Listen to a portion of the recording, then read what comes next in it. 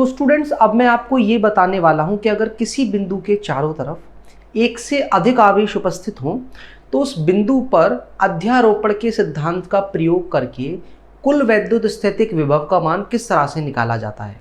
मान लीजिए ये बिंदु है P और इसके पास एक आवेश रखा है Q1 और इस आवेश से बिंदु P की जो दूरी है वो है R1। तो इस आवेश की वजह से बिंदु P पर वैद्युत स्थैतिक विभव का मान क्या होगा, K 9 × 10⁹। आवेश को रखना है कूलाम में और आवेश से जो बिंदु की दूरी है वो रखनी है मीटर में। तो हमारा वैद्युत स्थैतिक विभव निकल कर आएगा वोल्ट्स में। अब इसी बिंदु P के पास में एक और आवेश रखा हुआ है Q2 जिससे इस बिंदु P की दूरी कितनी है R2 और इस आवेश की वजह से भी बिंदु P पर एक वैद्युत स्थैतिक विभव उत्पन्न होगा कितना, K।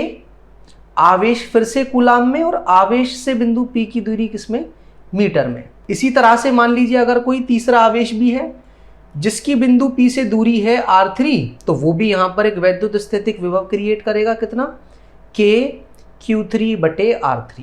ऐसे करते करते हो सकता है कि nवां आवेश भी कोई हो तो nवें आवेश की अगर बिंदु P से दूरी है Rn तो उसकी वजह से वैद्युत स्थैतिक विभव कितना आएगा, K Qn/Rn। और फिर सभी वैद्युत स्थैतिक विभव को ऐसे जोड़ दो जैसे कि आप नंबर्स को जोड़ते हैं क्योंकि ये अदिश राशि है। और जब आप ऐसा कर दोगे तो आपको क्या मिल जाएगा, बिंदु P पर नेट वैद्युत स्थैतिक विभव का मान। सभी में K तो कॉमन है वो तो बाहर आ जाएगा।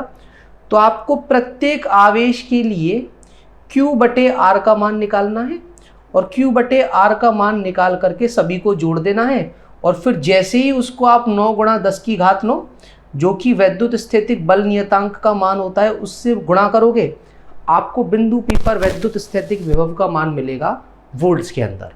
ज्यादा समझ में आपको ये तब आएगा जब आप इसके आंकिक प्रश्न सॉल्व करोगे। अब स्टूडेंट्स पहला जो आंकिक प्रश्न हमने सेलेक्ट किया है वो कुछ इस तरह से है कि एक 10 सेंटीमीटर भुजा वाले समषटभुज के किनारों पर 5 माइक्रोकूलाम के आवेश उपस्थित हैं। तो हमें उस समषटभुज के केंद्र पर कुल वैद्युत स्थैतिक विभव का मान पता करना है।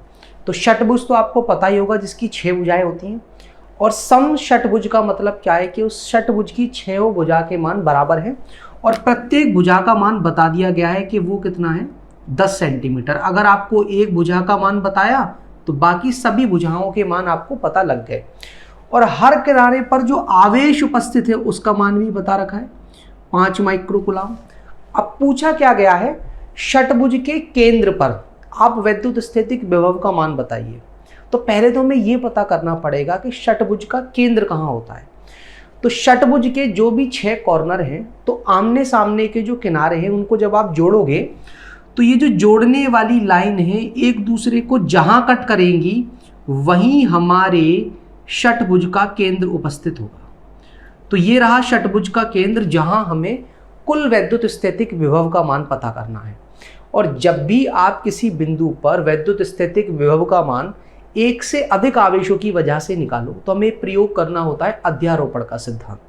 अब वहां करना क्या है आपको, पहले तो आप ये देख लें कि उस बिंदु के आसपास कितने आवेश उपस्थित हैं। तो उसका जवाब यहां मिलेगा 6 आवेश उपस्थित हैं क्योंकि 5 माइक्रोकूलाम का जो आवेश है वो हर कोने पर स्थित है। तो 6 ही हमारे पास वैद्युत स्थैतिक विभव के एक्सप्रेशंस उत्पन्न होंगे। अब आप क्या करोगे, दूसरे स्टेप में एक एक आवेश की वजह से केंद्र पर वैद्युत स्थैतिक विभव का मान निकालोगे। जैसे इस 5 माइक्रोकूलाम के आवेश की वजह से अगर मैं केंद्र पर वैद्युत स्थैतिक विभव का मान निकालूं तो फॉर्मूला क्या होता है, KQ/R। पहले आवेश की वजह से निकालना हूं, K का मान तो मुझे पता होता है 9 × 10⁹।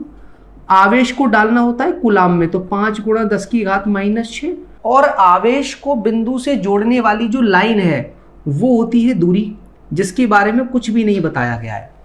तो एक बात आपको पता होनी चाहिए कि षटभुज के जो आंतरिक कोण होते हैं उनका मान होता है 120 अंश सभी, और ये जो आमने सामने के कोने को जोड़ने वाली जो लाइन है वो इस आंतरिक कोण को अर्ध विभाजित करती है। मतलब ये भी 60 अंश और ये वाला कोण भी 60 अंश। और अगर आप इस त्रिभुज को देखोगे तो उसके 2 कोण अगर 60 अंश हैं तो ये वाला कोण भी कितना आएगा, 60 अंश, क्योंकि एक त्रिभुज के आंतरिक कोणों का जो योग है वो 180 अंश होता है।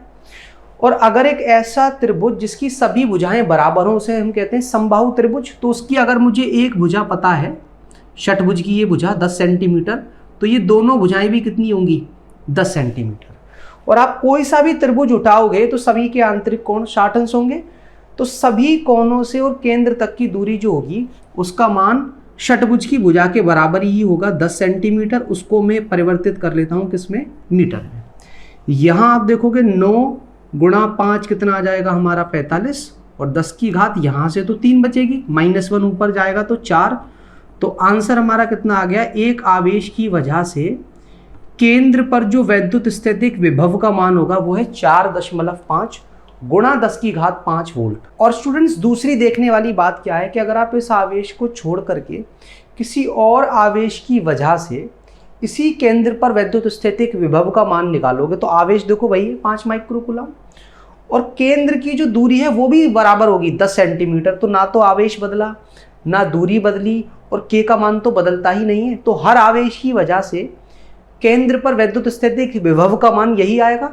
और अगर 6 आवेश हैं तो एक ने अगर ये वैद्युत स्थितिक विभव उत्पन्न किया है तो बिंदु P पर या केंद्र पर जब आप कुल वैद्युत स्थितिक विभव का मान निकालोगे तो एक का जो वैद्युत स्थितिक विभव है उसका आप 6 से क्या कर दो गुणा, क्योंकि बीच के कोण का तो कोई रोल ही नहीं है। वैद्युत स्थितिक विभव एक अदिश राशि है, तो 4.5 का अगर आप डबल करोगे तो 9 आएगा, और 9 का अगर आप 3 गुना कर दोगे तो कुल 6 गुना हो जाएगा कितना, 27 गुणा 10 की घात 5, जिसको आप ऐसे भी लिख सकते हो 2.7 गुणा 10 की घात 6 वोल्ट। तो इस तरह से आप किसी भी बिंदु पर कुल वैद्युत स्थितिक विभव का मान निकालोगे जब उस बिंदु के आसपास एक से अधिक आवेश उपस्थित हैं। स्टूडेंट्स, अब आपको ये तो समझ में आ ही गया होगा कि अगर किसी बिंदु के आसपास एक से अधिक आवेश उपस्थित है तो अध्यारोपण के सिद्धांत का प्रयोग करके उस बिंदु पर कुल वैद्युत स्थितिक विभव का मान किस तरह से निकालते हैं, और इस पर आधारित हमने कुछ अंकित प्रश्न भी सॉल्व कर लिए। अब स्टूडेंट्स, हम ये जानना चाहते हैं कि अगर हमारे पास 2 आवेश हैं जो कि विपरीत प्रकृति के हैं तो इन दोनों आवेशों को जोड़ने वाली लाइन पर या रेखा पर वैद्युत स्थितिक विभव का मान कहाँ शून्य होता है। और अगर आप ये जानना चाहते हो तो इस वीडियो पर क्लिक कर सारे कॉन्सेप्ट्स को समझ सकते हो। और अगर आप विद्युत आवेश तथा क्षेत्र से संबंधित कोई भी टॉपिक पढ़ना चाहते हो तो आपके लिए मैंने ये प्लेलिस्ट तैयार की है। इस प्लेलिस्ट पर क्लिक कर आप जो भी टॉपिक चाहो वो पढ़ लो, और अगर वो टॉपिक प्लेलिस्ट में नहीं है तो मुझे कमेंट करके बताओ, जल्द से जल्द आपको मैं उस टॉपिक पर वीडियो प्रदान करूंगा।